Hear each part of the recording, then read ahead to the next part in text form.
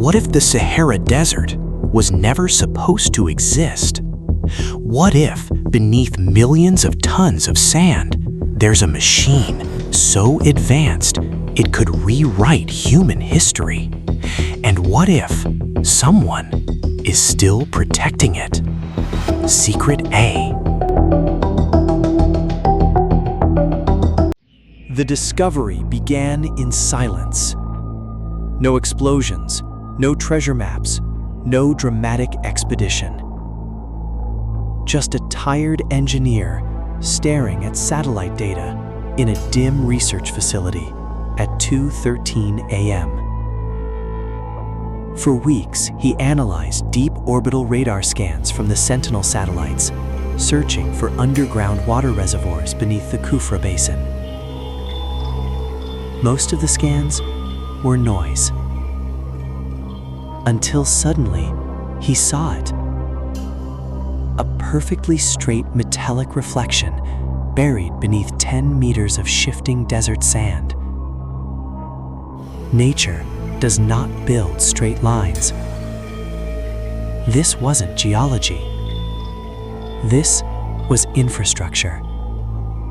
Ancient, impossible infrastructure. A massive underground system designed to transport pressurized water across an entire continent. Older than the pyramids, older than written language. A machine built during a time when humanity was still using stone tools. The file received its classification, Secret A. The expedition was never approved publicly. No government signatures, no media coverage, no official records. Just 3 modified off-road vehicles disappearing into the Libyan desert under blackout conditions. Their equipment was experimental. Ground-penetrating radar, deep-scan sonar, magnetic anomaly detectors. The heat was unbearable, 55 degrees Celsius. But the moment they reached the coordinates, everything changed. Radios failed first, then the navigation systems, then the compasses. The needle spun wildly, as if the Earth itself had become unstable. One operator stared at the GPS monitor in confusion. The screen displayed coordinates that did not exist on any map. The expedition leader stepped out into the silence, looked down at the sand beneath his feet. We are not standing in a desert. We are standing on top of something. Something enormous, something buried intentionally. A mechanical titan, sleeping beneath the Sahara. They started digging before sunrise. 6 hours later, the drill struck metal. Not rusted steel, not stone, something smoother, stronger. A massive circular hatch emerged from beneath the sand. Its surface was untouched by corrosion. No markings, no bolts, no visible seams. As if it had been manufactured yesterday. The hatch opened with a deep hydraulic groan, echoing into darkness below. Then they descended. The chamber beneath them was colossal, bigger than a cathedral. Their flashlight beams vanished into the darkness above.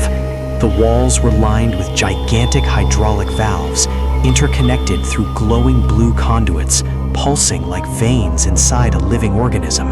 The air itself vibrated with dormant energy, and in that moment, they understood what they were looking at. This wasn't a bunker. This wasn't a tomb. This was a planetary irrigation system, a machine capable of redistributing water across entire continents, more advanced than modern smart infrastructure, beyond modern engineering, perhaps beyond modern understanding itself. If activated, it could transform the Sahara into a green world again. And that raised a terrifying question. Who built it?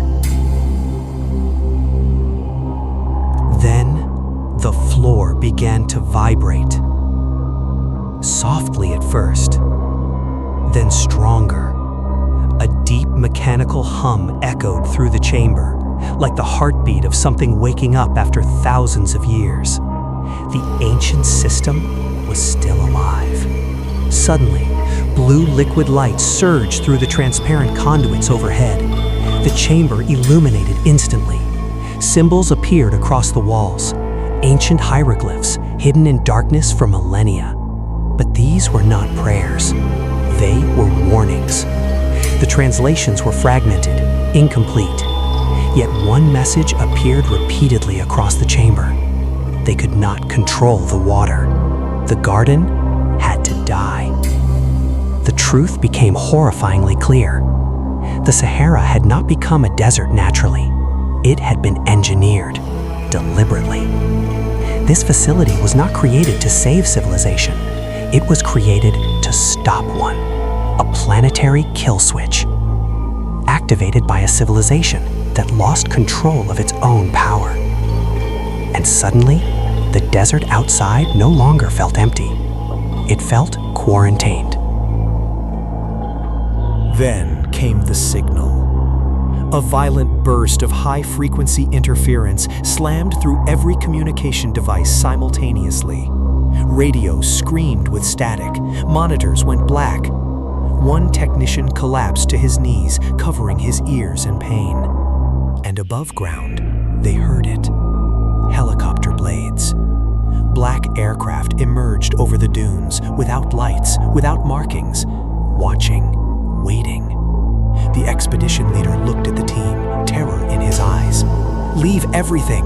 They're here to reset the secret." Panic erupted instantly. Hard drives abandoned, equipment destroyed, data uplinks severed. The team barely escaped the desert before every stored file inside their systems was remotely erased. Every scan, every image, every recording, gone. Except for one thing. A single corrupted photograph recovered weeks later from a damaged backup drive. Blurred, distorted, but visible within the image was part of the underground structure.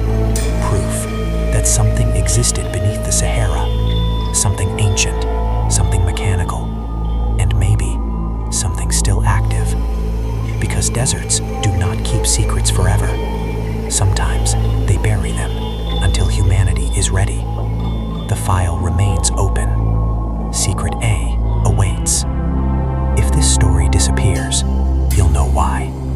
Follow to stay in the light.